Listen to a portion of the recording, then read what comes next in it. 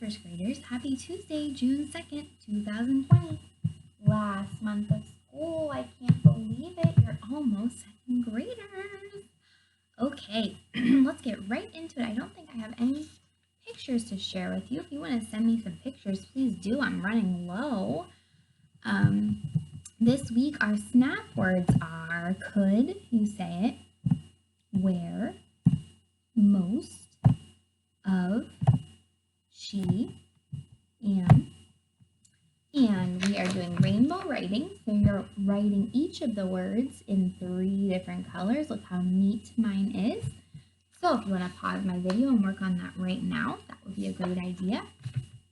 All right, we are going to move to the next story. We're just going to listen to it today and think about what the author's telling us, and then we'll do an activity with it tomorrow. We're reading the story Ants in our Grace book, and it is on page 14, 1 and a 4. So go ahead and turn to page 14, and you can track along with your finger as I read. That means your finger is under the word as I'm saying it. Get ready. Ants. Ooh, this reminds me of the last chapter when they had the picnic and the ants took over. The next week, Grace came running home after class. Mom, wait, what are those marks around the words mom? What do those marks mean? They're called quotation marks. Great job. That means that someone is saying something. Someone is talking. Mom, she said, as she raced into the kitchen, we got an ant farm for our classroom. It's made of plastic, so you can see into it. You can look inside and see what the ants are up to. You can see them when they take bits of food back to their nest. It is so cool because you get a glimpse into the lives of ants.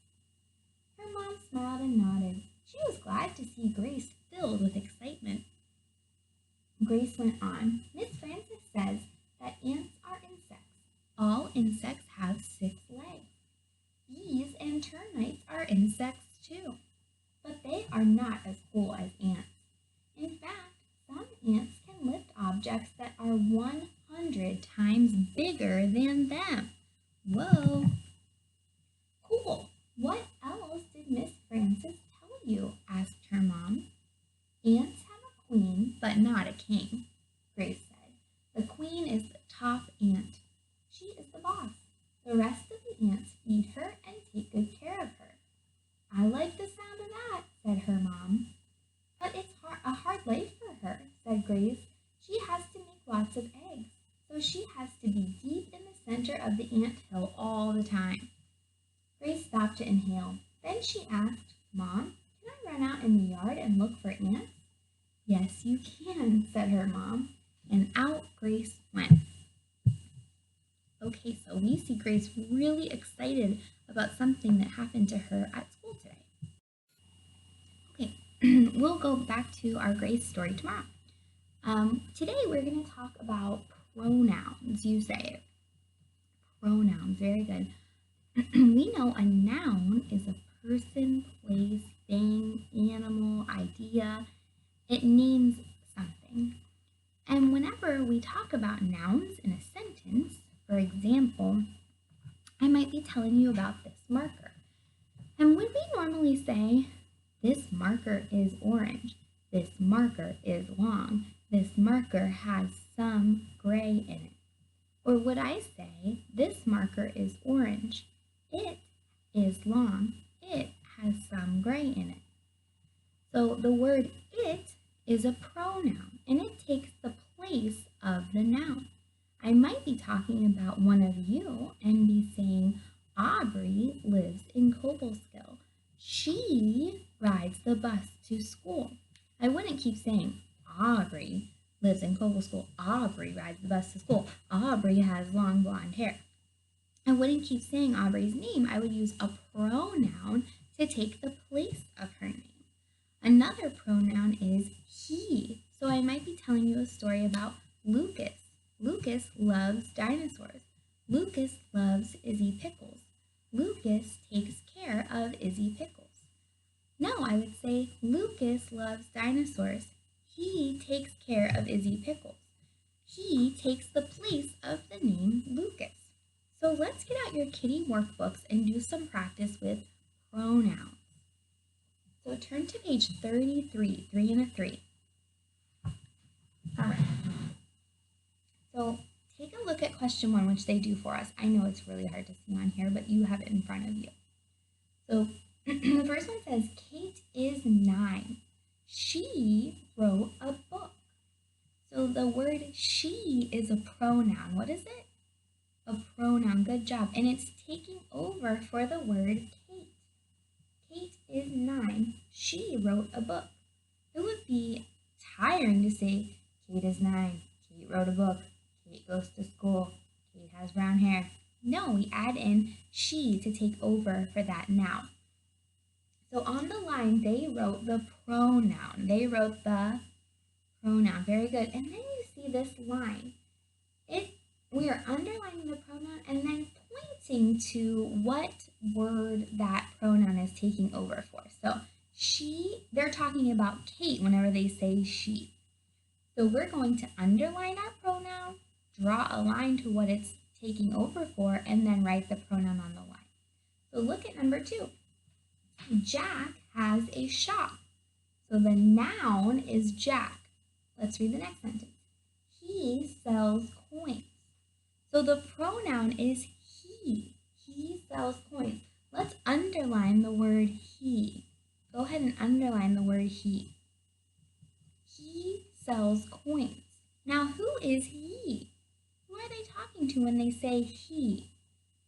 Jack, that's right. So we are going to draw a line from he to Jack because that's who they're talking about. So far you underlined he and you drew a line back to Jack. Now on the line, we are going to write the pronoun that they used, which is he. All right, you write that and it's a little easier to see. Okay, so he is what you wrote on the line, and we drew the line from he to Jack. When they say he, they're talking about Jack. All right, look at question 3. Kate went on a trip. It was fun. So first, let's underline the word it, because that's the pronoun. It was fun. Here.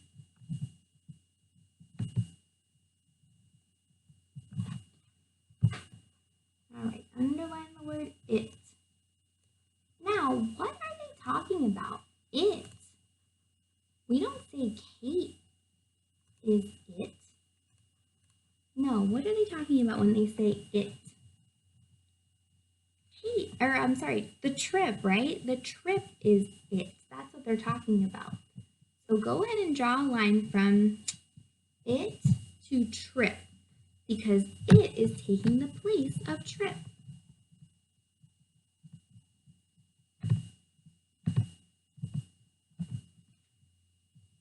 And then we're going to write it on the line. It is the pronoun they're talking about. All right, last one for today. There's a back, but we're not going to do it right now. Number 4, Kate found a coin. It is in Spanish. It is Spanish. So what's the pronoun? It. Again, very good. What is it? What is it taking over for? It is in Spanish. What is in Spanish? A coin, right. So we're going to draw a line from it to coin. And then on the line, you're going to write it. That's the pronoun that they're talking about. Okay, we'll keep practicing pronouns. And there's also a Brain Pop video that I'm going to share with you that explains pronouns. Okay, so we're going to do a little bit of review for math this week. And today we're going to work on time again. We worked on time to the half an hour before we went on our school closure. And we also did it with a couple of my videos, but we're going to keep practicing. Some parents have asked for that. So you're going to need some resources today. I have, and I'm going to give you some alternatives in case you don't have this stuff. I have a paper plate, which just looks like this. And I'm going to use the white side. You could also just cut out a construction paper circle. I also have 2 minute and hour hands. The minute hand needs to be a little longer, and the hour hand needs to be short. I just cut this out of notebook paper. You could use cardstock or something heavier. It's up to you. And then I also have a paper clip. If you have a brass tack, which is that thing that opens up so that you can spin it, then you could use that. Or if you want to be very careful and use like a push pin, and then maybe put like a piece of Play-Doh on the back of it so you don't poke yourself, that would be a good resource too. I am also going to use a straight pin to poke a hole through the paper plate and paper. So ask your mom and dad to please do that for you. We don't need no emergency room trips right now, right? Okay, so go ahead and pause my video so you can get those things. You need a paper plate or a circle. You need to cut out 2 arrows, 2 clock hands, a short one and a long one. You need a paper clip or a brass tack or some kind of push pin or straight pin or something like that. So go ahead and pause and go get those items. Okay, now that you're back with those items, we are going to make a clock with this paper plate or circle, whatever you have. All right, so I'm going to show you my paper plate. So at the very top, we're going to start with the 12 and the 6. So at the top, you're going to write 12. That's right in the center at the top. And then directly underneath the 12, on the very bottom, write a 6.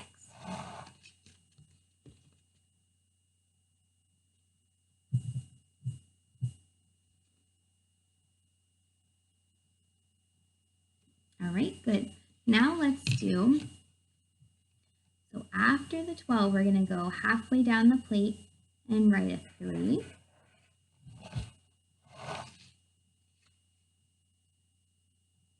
And take your time. And if you make a mistake, that's okay. Get another one.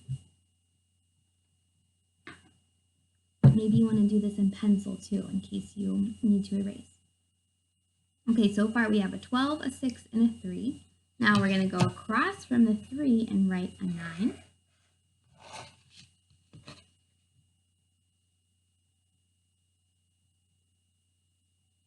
Okay, good job. Now we're going to fill in next to the 12, a 1. And take your time. I know that this could be a little stressful. Take your time, it's all right. Okay, after the 1, we're going to make a 2.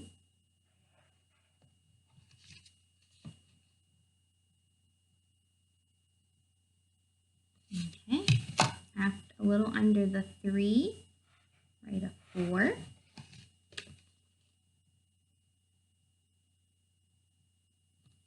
Good job. A little after the 4, a 5. It doesn't have to be perfect. Do the best you can. I'm also going to give you a link for one that you can just print out, but I thought it might be easier for you to make this. All right, good job, guys. Moms and dads, try your best to let your first grader do it. I know this might be frustrating. Take your time though. All right, after the 6, we need a 7.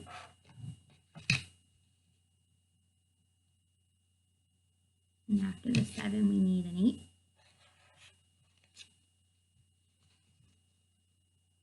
Does mine look perfect? No, and that's okay. Okay, after the 9, we need a 10.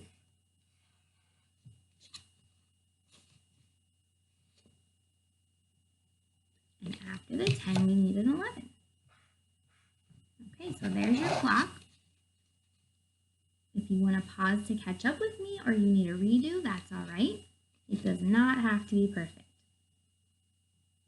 All right, so I poked a hole very carefully, and you should let your moms or dads do this, through the paper plate or through your circle. And now I'm going to poke a hole through my hour hand.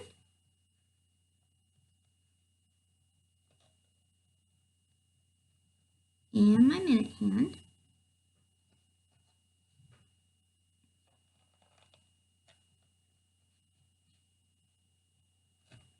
Perfect. And now I'm going to open up my paper clip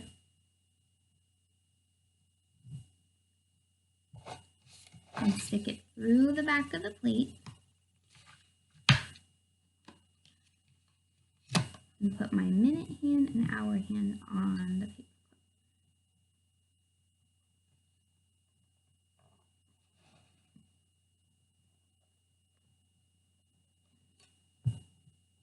All right, so even mine isn't perfect. That's okay.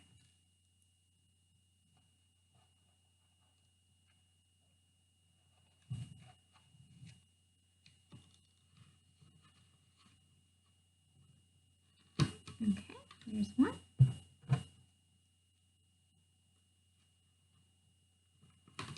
And there's two. Okay, awesome. So I'm going to bend the paper clip a little bit so that the hands stay on there and don't fly away and mess up my math. All right. Okay, that's what my clock looks like. So we know that when the minute hand is pointing to the 12, we say what the hour hand is pointing to. That tells us the hour. That's the number that we say first. So the smaller hand, the short hand, is pointing to the 7, and my minute hand is pointing to the 12. So I say 7 o'clock. You say it. 7 o'clock. Make your clock look like mine. I'm going to shade this in a little bit so it's a little easier to see.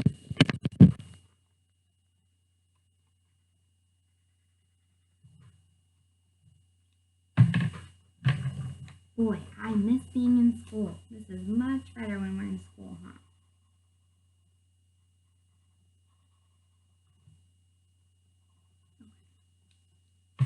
Okay, so my hour hand, which tells us the hour, it's the shorter hand, and my minute hand tells me the minutes on the clock, and that's the second part of the time. So right now I see that my hour hand is pointing at the 7, and my minute hand is pointing at the 12. So I say 7 o'clock. You say it. 7 o'clock. Very good. This is review. We've already done this. Okay, let's practice another one. Move your hour hand to the 9. Move your hour hand to the 9. See how I'm holding mine? It's probably not going to stay up there for you either, so it's okay. All right, so we say the hour first.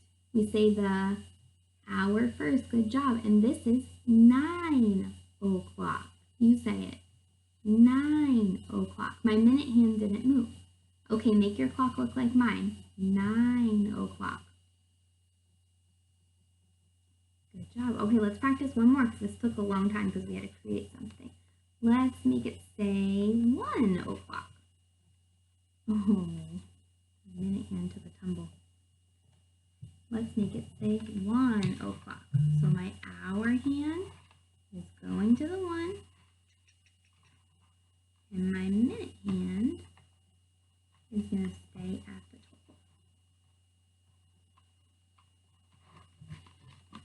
12. My minute hand is staying at the 12. All right, so now I say 1 o'clock. You say it. 1 o'clock. Good job. All right.